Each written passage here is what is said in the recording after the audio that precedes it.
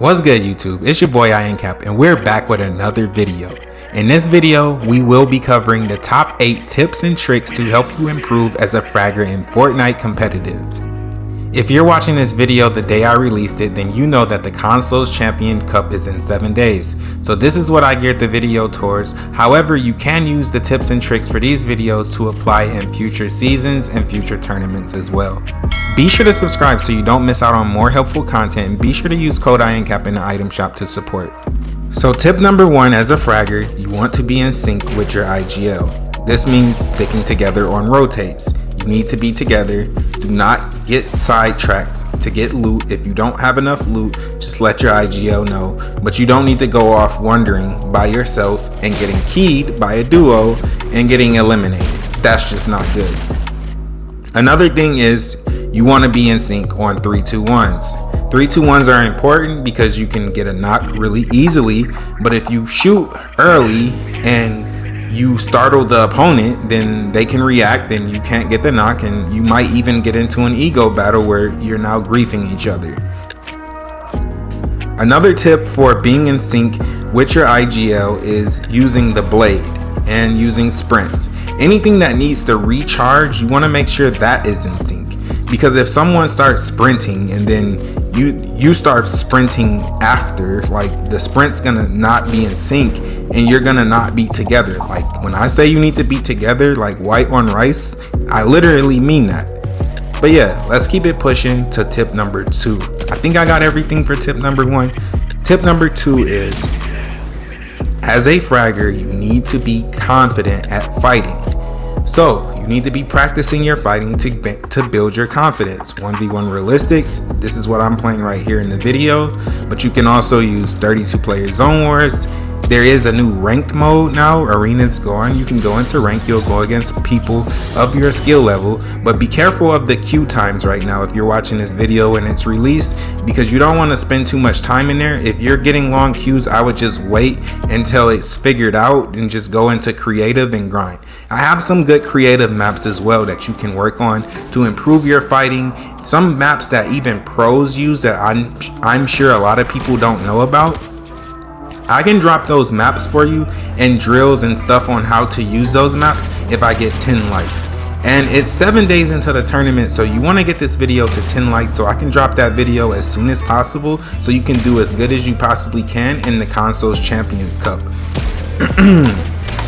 So tip number 3, you want to be building your experience every day. Even after the Consoles Champions Cup, you want to be building your experience. So you want to play scrims, you want to play duo zone wars, and you want to practice these things while you play. You want to practice the end game. This is pretty much going to be end game situations. Besides scrims, you have to get all the loot and build up until it gets to the end game. But other than that, duo zone wars will help you practice stuff like going for heal offs, refreshes, back tarp, and you want to be sure you're saving clip and reviewing. So for heal offs, you want to be sure if you're the fragger that you're the one dropping down to fight, and you're dropping all your heals at the end of the game for your IGL, so you guys can do the heal off and do the fragging at the same time, and hopefully you can get a couple kills, a couple more refreshes, and win the game.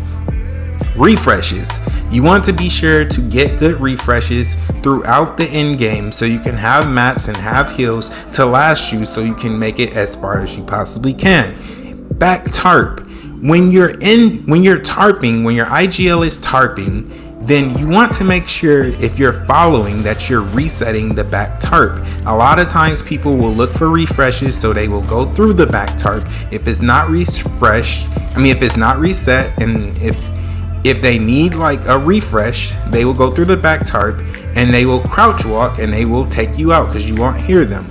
Also, you need to be aware of no audio pickaxe. I don't know if that's still in the game, but that used to be a thing where someone just pickaxe and you don't get any audio. So you need to be very aware as a fragger in the in-game situations. Tip number, and also if you want, I am building a Discord server. The goal is to be able to run scrims where you don't get griefed. The link is in my description.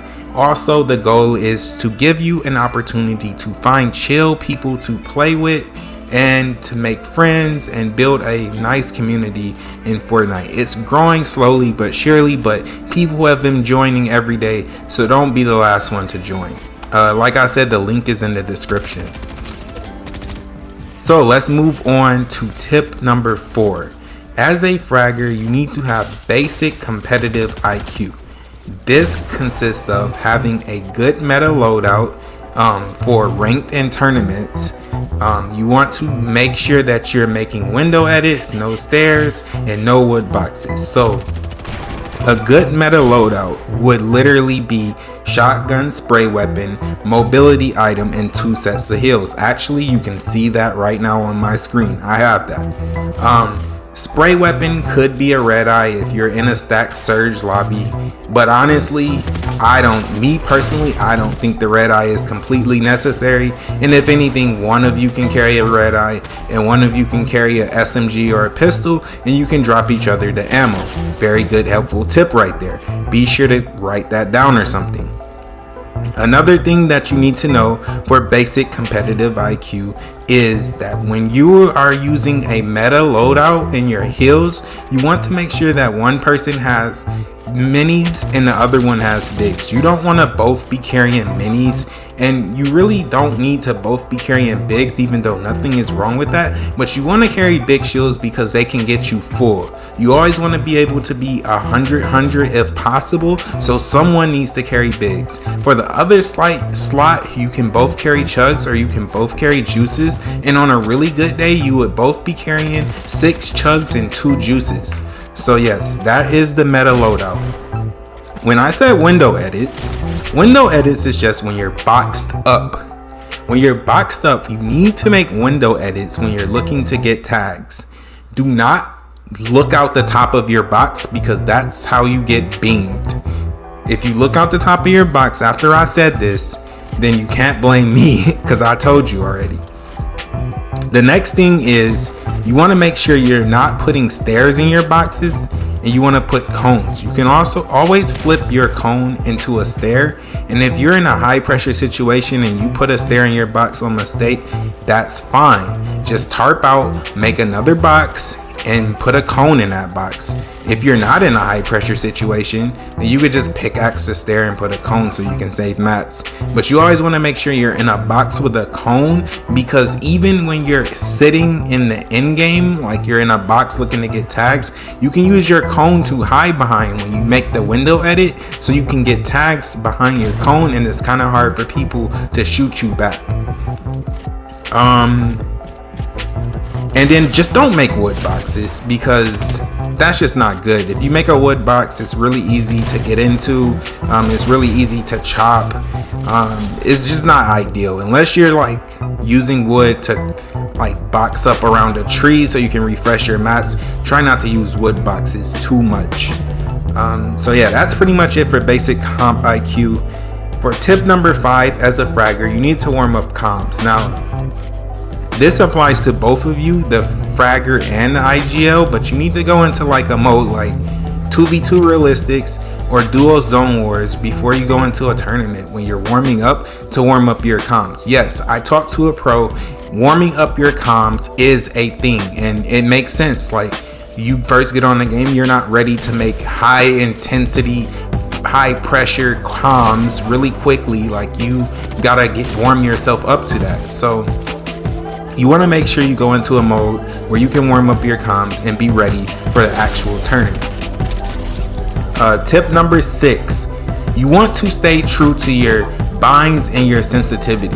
Now, I know a lot of people might want to like, oh, I'm missing shots, I need to change my aim sense, or I'm missing edits. No, just go into creative, practice those maps I'm gonna give you. Be sure to get the video to 10 likes. And be sure to subscribe, because I'm going to be dropping more helpful videos. So you want to subscribe to the channel so you don't miss out on that. But yes, you do want to make sure you stay true to your sensitivity. I also talked to a pro about this. Just being able to get comfortable in the sense that you've already been playing on is the most important. And also the tournament for the Consoles Champion Cup, if you're watching this video, for that, then you don't want to go into a tournament with new sensitivity and new binds. You're just not gonna perform as well because you have to get used to it. You're gonna do better on your old binds.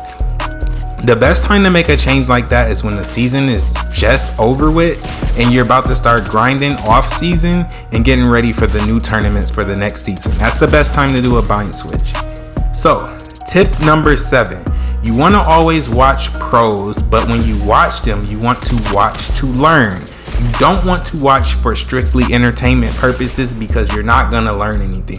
It's okay to write stuff down. It's okay to really listen to what they're talking about because a lot of times they drop really good gems and like, I swear I just go back and save clips so I can hear what they said on what to do in certain situations. It's so helpful because they make so much sense. Pros know so much about the game because they usually have a coach and all that type of stuff. With that being said, I'm looking for a coach. Just hit me up if you want to coach me and we can talk about it. Hit me up in the comment section. I want to get this video over with. I've been recording it over and over again and we're getting to the last tip. So let's just get right into that. So tip number 8, you want to have a good mental. Always know that there's the next game, there's the next tournament, there's the next season. Do not hang your head on one bad game because you can bring down the vibes all together. Someone that could be like looking like if your teammates looking to do better, they're excited and you're like being negative about it, then you could just definitely kill their vibe.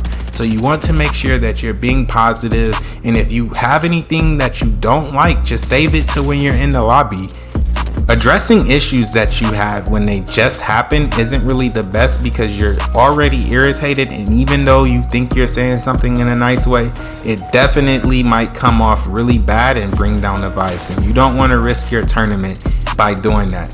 So the next thing that you want to do is you want to make sure that you eat a really good meal. Now, you don't want to do that right before the tournament. I suggest doing it 2 hours before because you don't want to be hangry, but at the same time, you don't want to have the itis and eat right before the tournament, like eat a Thanksgiving meal. You don't want to do that either. After the 2 hours, if you're still hungry, just have some snacks like some fruit, a smoothie, drink some water, have some coffee, G Fuel, whatever it is. Just put something into your system and you can keep going off of that. Like I said, having a good mentality just means that you always know that you can do better the next time. I really hope this video helps you out a lot. Drop a like if this video helped you. Don't forget to drop a sub if you want to see more content like this. It's your boy, I Am Cap. I'm out of here. Peace.